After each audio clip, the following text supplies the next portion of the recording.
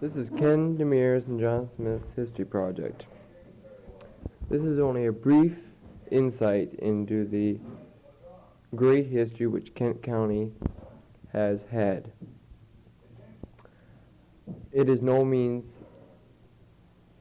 complete. There are many, many other aspects which we could have looked at possibly, but due to the time limit and the equipment available, I'm afraid that our film is not as we would like to have it. We are pleased to say that we have an excellent interview with Mr. William Gray, the grandson of the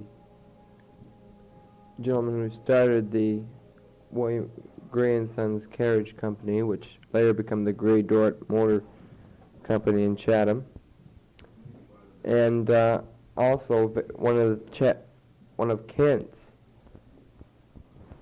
very prominent writers, the writer of the book Romantic Kent, Mr. Victor Lauriston. We hope you will bear with us, as we will have to stop this film many times to show stills of people as we play the interviews and as we read our commentary. There is so much history in Chatham that it is very hard to do a complete but general topic on the history of Chatham. We have tried to put together every detail which we can come up with. We feel that there are many things which you will not hear on our film and see, which should have been shown, and some very interesting things I think we have in store for you anyway. We show Chatham now and parts of Chatham then.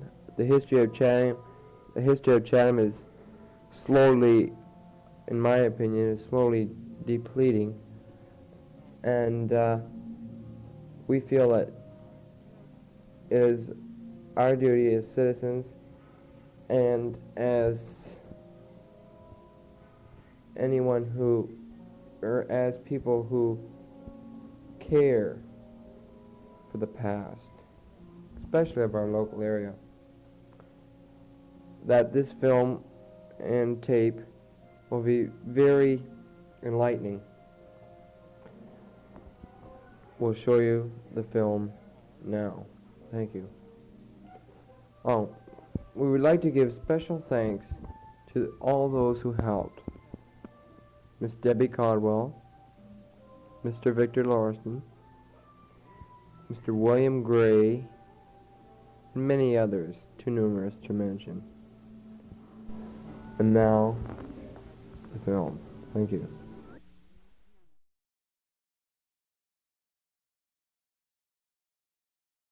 Today we are speaking to one of Chatham's more prominent citizens, Mr. Victor Lauriston, the author of Kent's finest book, Romantic Kent. Question number 1. Briefly, Mr. Lauriston, what is your opinion of the growth of Chatham over the last 40 years? It was normal growth which was expanded or enlarged as a result of the First World War. The war subjected the Canadian people, who were slow-moving and not too aggressive, to unheard of tests, to conditions with which they had never met before. And as a result, their initiative expanded, and they became enterprising and attempted things and accomplished things that they had once thought impossible. That resulted in a boom, which brought on a slump, but all these experiences developed Canadians to the point where they achieved much more than they would have achieved in peace times. That is my analysis of the growth about between 50 and 40 years ago.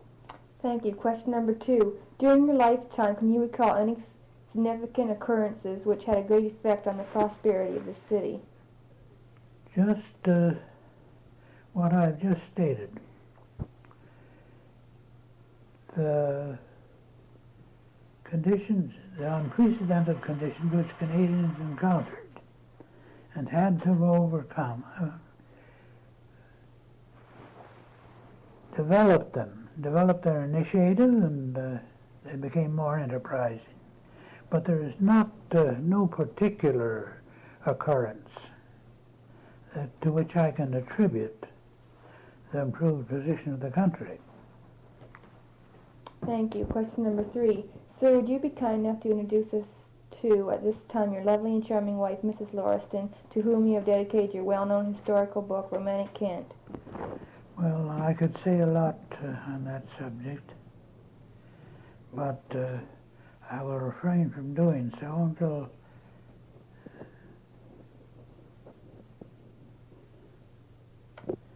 until Mrs. Lauriston and I are alone, and then I will tell her what's what.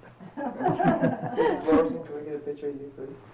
Oh, say, well, I didn't even have my hair done. Oh, that's okay. I didn't have my hair even. Well, why didn't you say something about me? Somebody asked him if he ever said all these nice things, and oh no, this is terrible. Don't indulge in not modesty. I've sometimes told you what I think of you. Okay, a question to Mrs. Lauriston. To what would you accredit the fact that your husband has been so successful in his endeavors? Because all his life he has wanted to write. He had a goal, and I think anyone with a goal and the ambition to do everything they can to fulfill that, I think they will be successful. He is successful in doing the thing he wanted to do. Mm-hmm. Well, thank you, Mr. and Mrs. Lauriston, for your cooperation with us in making our assignment complete. It certainly has been a great honor to speak with you and your wife. Thank you.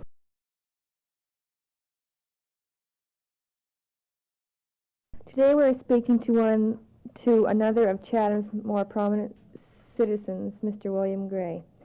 First question. Could you give us a brief explanation of your father's venture into the auto industry?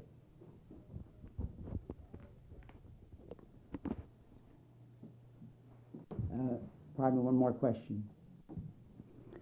I'm sitting in my home here in the company of 3 very interesting young people who have taken as their assignment the historical background of Chatham and, of course, have given prominence to the automobile industry of Chatham. It might surprise you to know that there were as many as 7 makes of cars in Chatham at one time, pioneered by the Chatham Motor Car Company, who were located on Adelaide Street in the old Hislop and Reynolds factory, where originally fire engines were made and for which Chatham at one time had quite an international name across the country. The Chatham car was made about 1905 to 1908, and they turned out a total of about 80 cars. The William Gray & Sons Company, vehicle manufacturers, then made the bodies for them. There were other cars of lesser interest, the Martin car, which was made on Adelaide Street at Wellington. There was the Swift and the Anhut and the Denby truck and the Simons Brothers motor truck. And then, of course, we come to the one industry that really pioneered in volume, and that was the Grey Dort story. Prior to the Grey Dort, my late father, Robert Gray, had carried on the business willed to him by his father, William Gray, because at the early age of 21, my father had to take over, my grandfather having lost his life when stepping off a train at Kingston Junction and slipping on the ice and unfortunately being rolled between the railroad car steps and the platform and dying very shortly. My father built the vehicle industry up to where in 1912 it turned out 15,000 buggies and cutters a year and had branches all across Canada. At that time also, from 1906 up until 1910, they made all the Ford bodies in Chatham here, which were then shipped to Walkerville for the blossoming Ford Motor Car Company. The Grey Dot story begins with the finding that the vehicle industry was slowly dying, because by 1915 the vehicle industry had dropped off at an alarming rate. And inasmuch as Sam McLaughlin, who made McLaughlin buggies, had taken on the Buick connection and was successfully marketing the Buick car in Canada, which later became part of the General Motors, my father decided it was time we got into the automobile business. So casting about, we went to the States and visited a number of companies over there, because no Canadian manufacturer of automobiles has ever been successful in the manufacturing of such unless he has a strong American connection, for the reason that the buying power is insufficient and they can't carry the die costs, which were very excessive in those days before plastic dies, nor can they spread the engineering costs, the volume in our country being so small compared to the huge production in the States. We checked with Gardner and his Moon car down in St. Louis. We checked with Patterson and his car in Flint. We checked with Hudson in Detroit, all, of course, extinct now. But we finally decided that the Dort car was the car for us, because Mr. Dort was a very fine, outstanding gentleman in Flint. He had originally been a partner with Durant, known as the Durant Dort Carriage Company, and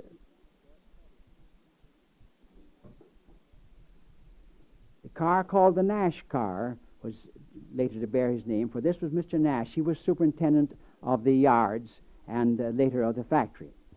Durant was the plunger, Dort the ultra-conservative. Durant went into the automobile business by getting control of the Buick and later forming General Motors, losing it, starting Durant again to getting control, losing that, and later starting Durant, which had eventually a factory in Canada, and again losing that. While Mr. Nash, in turn, eventually took over General Motors and left and then formed the Nash car, now known as the American Motors. Our choice then rests with Mr. Dort. He was building a very fine automobile, but as I have already mentioned, he was ultra-conservative, and that being the circumstance, we were later to find didn't work out so well in this blossoming industry which depended entirely on huge production.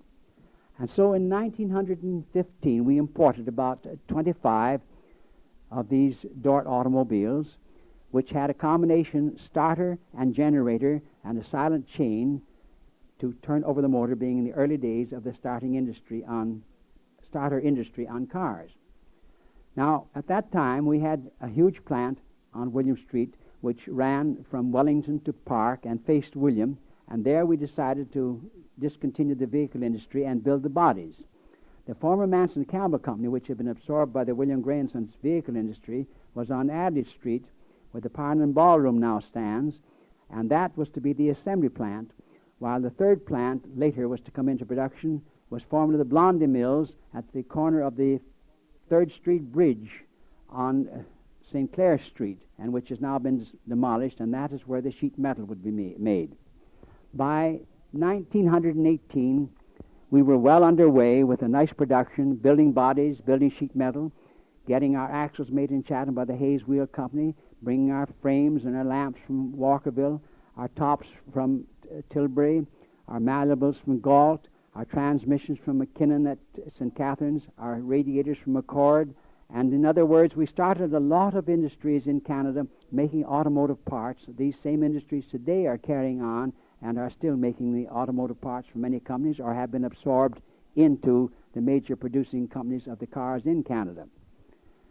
By 1921, we had reached a production of 9,000 cars, had ample funds in the bank, and were doing nicely, because you see, we were able to spring into immediate sales due to the fact that the vehicle industry had warehouses in Vancouver, in Edmonton, in Calgary, in Moose Jaw, in Winnipeg, in Toronto, in London, in Hamilton, and Montreal, and that gave us an excellent outlet at once, So the Grey Dart story from the very earliest was a successful story in that we then began to go very much ahead by percentage-wise of population compared to the American company.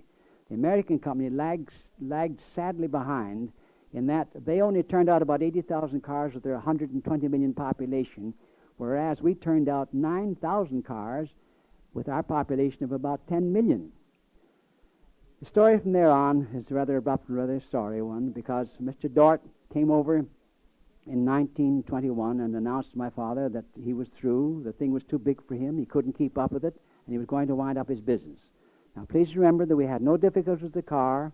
It was going across nicely, giving excellent performance with its 4-cylinder Lycoming motor and its 6-cylinder Falls motor. But when the announcement got out that Dart was going to wind up in the States, within a matter of months, you couldn't give our car away because people said, well, where will we get parts? And we went from where we had some thousands of dollars in the bank to where we owed $1,200,000 before we could stop production, liquidate the expenses and so forth that began to pile up so quickly. In the meantime, we had tried to make one more connection in desperation, and there was a firm in Detroit known as the Gray Motors. They were headed by Mr. Klingersmith of the vice presidency of the Ford Motor Company, who had retired, and Mr. Beall, B-E-A-L-L, of the Packard Motor Car Company, he being a chief engineer. And they had hooked up with the Gray Marine Motors and were making the Gray car. This seemed to fit in ideally into our picture because it was in direct competition with the Ford Model T. Having taken it on, unfortunately, before we could get underway into production, they too folded up, because it may surprise you to know there are close to about 250 makes of cars in Canada which have started in their day and in turn folded up, whereas in the States there were as many as 2,500 that have gone out of existence, names which, if I name them to you now, would be entirely foreign and strange and probably never before have reached your ears. So with the winding up of the Grey Dart, because of the closing of the States and the inability to get another connection, the story comes to a conclusion, and the Grey Dart, which in its day was unique in its production and volume and one of the real producing cars of Canada, went out of business. It's interesting to know, even at this late date here in the year 1969, there are about 25 of these cars in existence. They're museum pieces. They're kept in perfect shape. They're treated as babies almost because of the pride and joy. Our late Prime Minister Lester Pearson rode in one in Klondike Day Parade in Edmonton. They're scattered all the way from Edmonton to Vancouver, and you'll find them in Calgary. I know of some in the west. There's 2 or 3 in and around Hamilton. They're in Toronto. They're in the museum at Oshawa at Ottawa, and there are some even neighboring to Chatham, and 1 or 2, I believe, here being still reconstructed. And so the story has been told and retold now in the Antique Car Club publications, and the name Grey Dart has received such honor and acclaim in these late years that it is quite interesting to those who knew the story in the earlier days. Thank you very much, Mr. Beard. It's been a pleasure and an honor talking to you.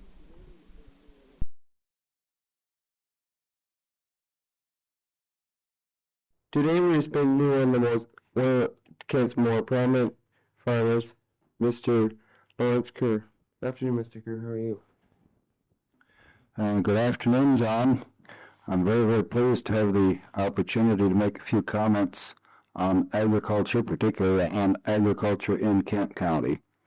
Our county of Kent is certainly one of the finest agricultural areas that you will find any place in the world. When we go into 1969, things are not looking as prosperous in Kent County as in some of the past years. We have lost our sugar beet industry. The price of corn is down. The price of soybeans is certainly not very attractive. Land prices have fallen in the last year in response to this fall off in the price of agricultural products. But I think if we take a look at the picture from a long-term point of view, we can count on a very, very favorable future for this area of the country. In the past 20 years, we have moved through a time when agriculture has become less attractive on poor land and more attractive on good land. Machines are tremendously expensive.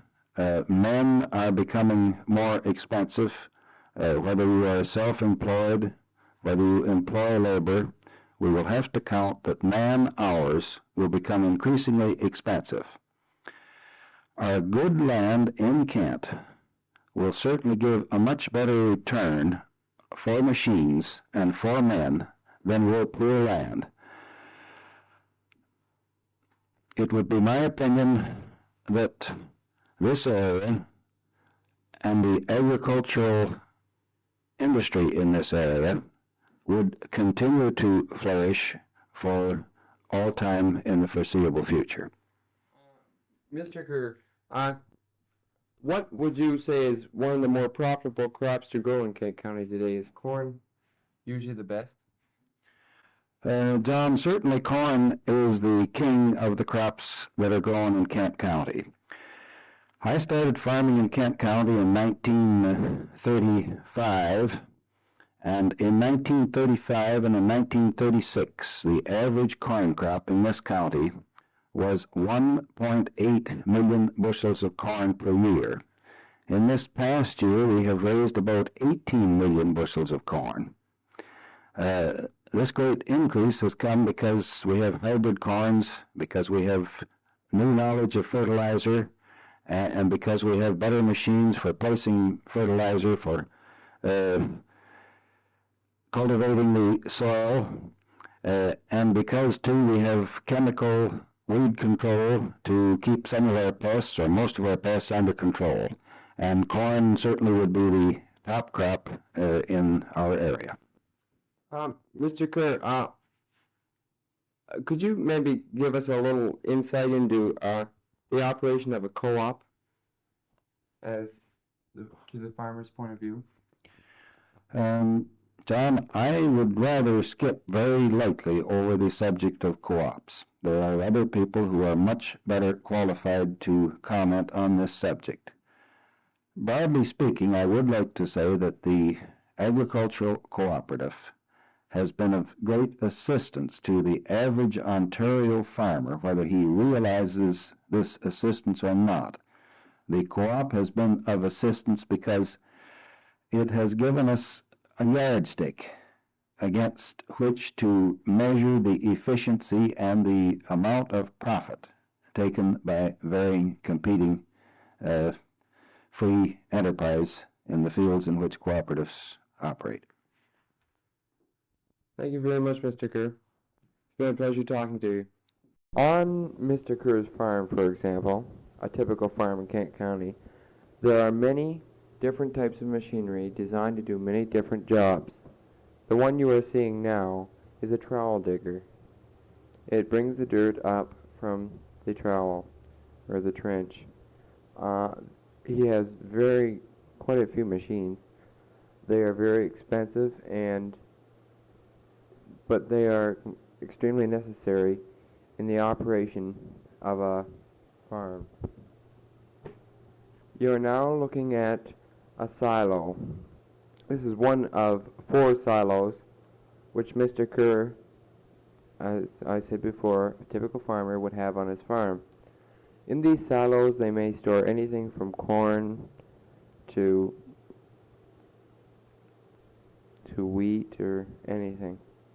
These silos are constructed of cement, and they are about 100 feet high.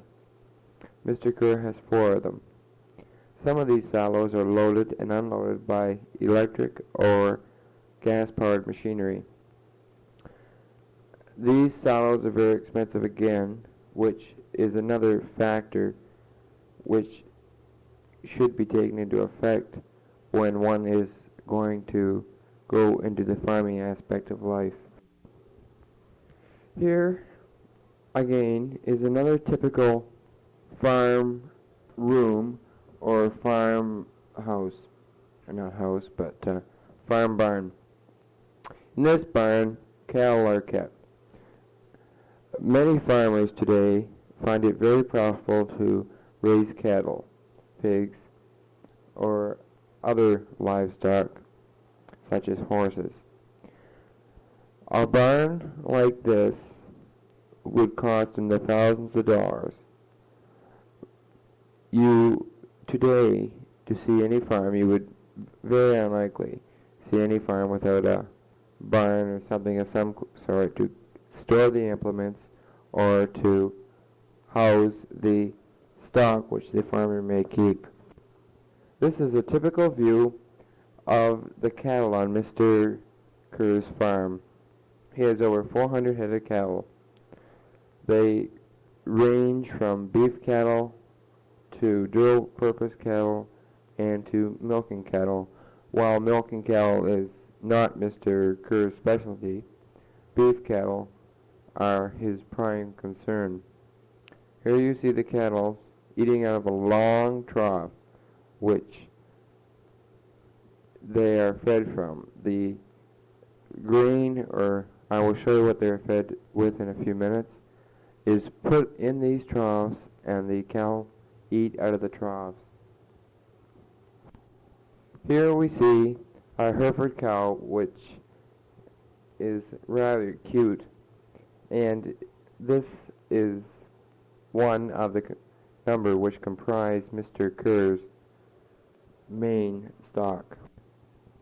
This is a Jersey cow kept on Mr. Kerr's farm.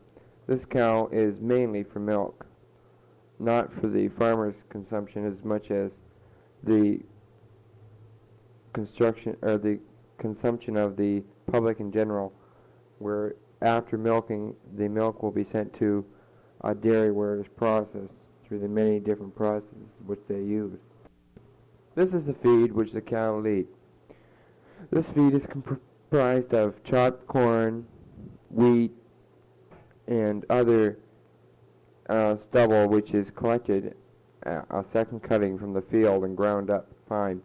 It also may contain, I'm not sure if this does, mineral, swine mineral, which you will see later on when we visit the co-op, and may contain many other ingredients which the farmer may want to give to the cattle to increase their quality and their overweight. This is a bale of hay. Such bales like this would most likely be found in every farmer's barn. Hay like this is used to put on the floor, or put on the floor of, yes, the barns where the cattle and the swine stay. They eat this very rarely. There's no mineral content to it. It is just the second cutting of the wheat, and the bales of hay are baled together after they're collected from the field and put on the loader and put into the barn or the hay loft, where it is stored until the farmer would use it, as I say, to put on the floor for his swine. And here we have a typical farm worker hard at work driving his plow around. Here we show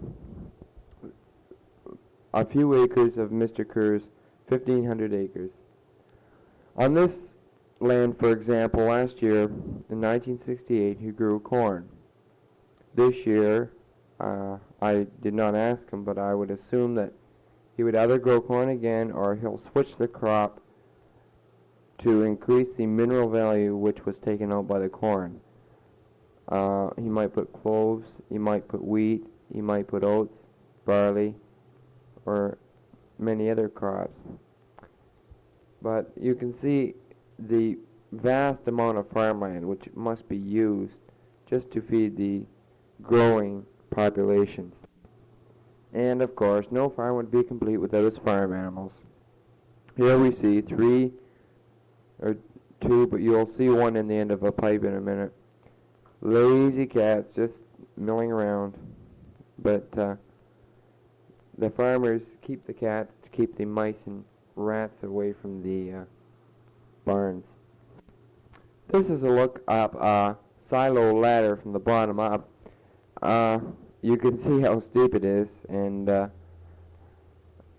this particular one is not an outside step. It is an inside step which means there's a casing around the outside to protect the climber from, well, if he fell backwards, it might break his stop if he was lucky, and prevent him from falling to the bottom. This is a typical corn crib found on every farm, I would say, that ever grew corn.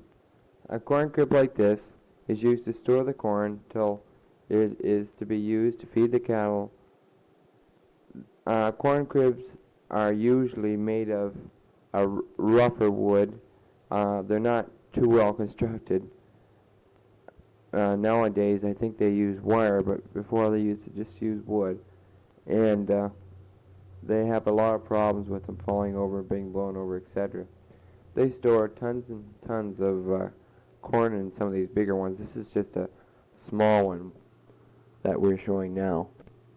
Another one of Mr. Kerr's machines is this manure spreader. This is a very good machine used to put the waste of the cattle on the land, which will bring the quality of the land up to the right amount of minerals and everything else which was once taken out of it by another crop.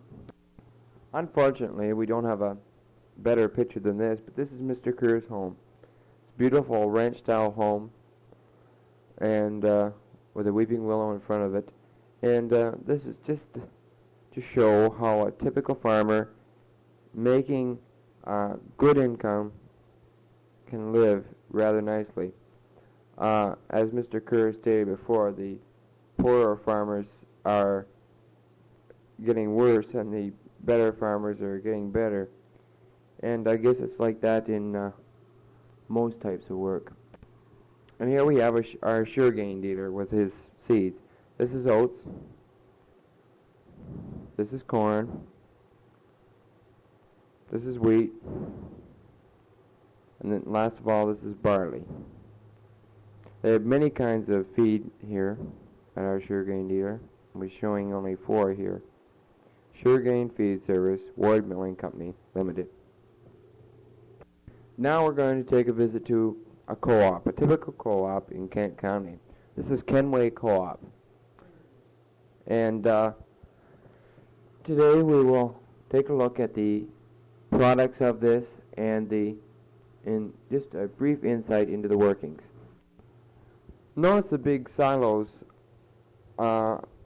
overtowering the building. These silos are about 200 feet tall, and there is 8 of them. We'll take a closer look at them in a minute. Unfortunately, these pictures did not turn out good due to the poor light problem, but we will endeavor to show them anyway. The pictures you are about to see now are comprised of the inside of the Kenway Co-op building. If you look carefully, you'll see me up on the top there waving. But besides that, they have many types of seeds, fertilizers, swine mineral, salt blocks, and everything for the farmer would need. Co-ops are a very good thing to the farmers. They supply them with all different types of products at a reasonable price, which is usually less than just an ordinary grain dealer could possibly do these for. And here we see barrels of liquid fertilizer, and look at all the bags of fertilizer in the cans. And this is seed, and there I am up there, it's waving at you. And fertilizer, seed, many other things. They have tons of stuff in their warehouse here. Here's more seed, and in a minute we'll be taking a close-up. Now this is oyster shell, used for the chicken hatchery. This is shell rock, swine mineral. This is milk replacer for the cattle. These are salt blocks. The bluer the iodized, the whiter the ordinary. Here is alkine meat. And here we have another look at some more of their products. These are fertilizers. This is seed corn. This is tobacco fertilizer. This is more fertilizer, and this is where they load the boxcars, which come in by the hundreds. And there's Ken up there.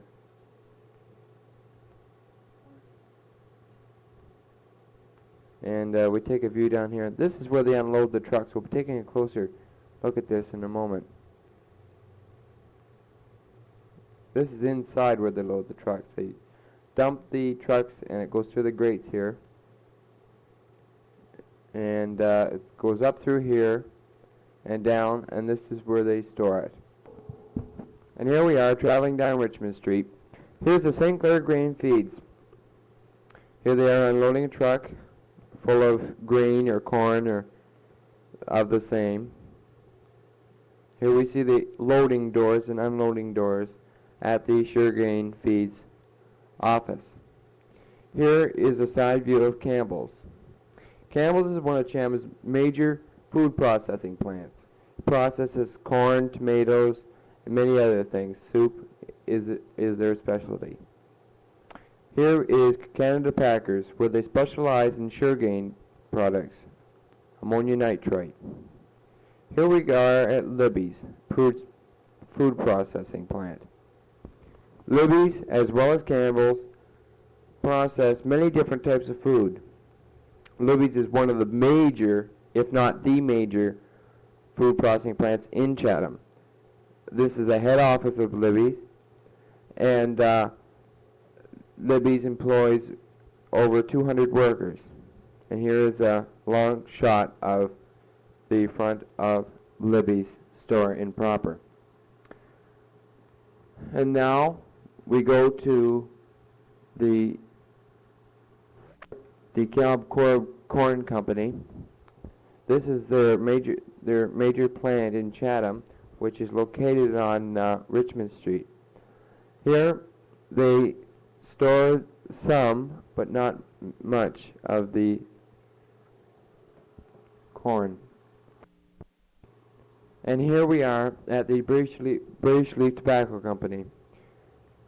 Now, we are about to show you a brief insight of what happens to tobacco. This is tobacco in the raw. Here it goes into the place, or the part of the tobacco factory, where it is blown in that blower there, which takes the dust and dirt off it.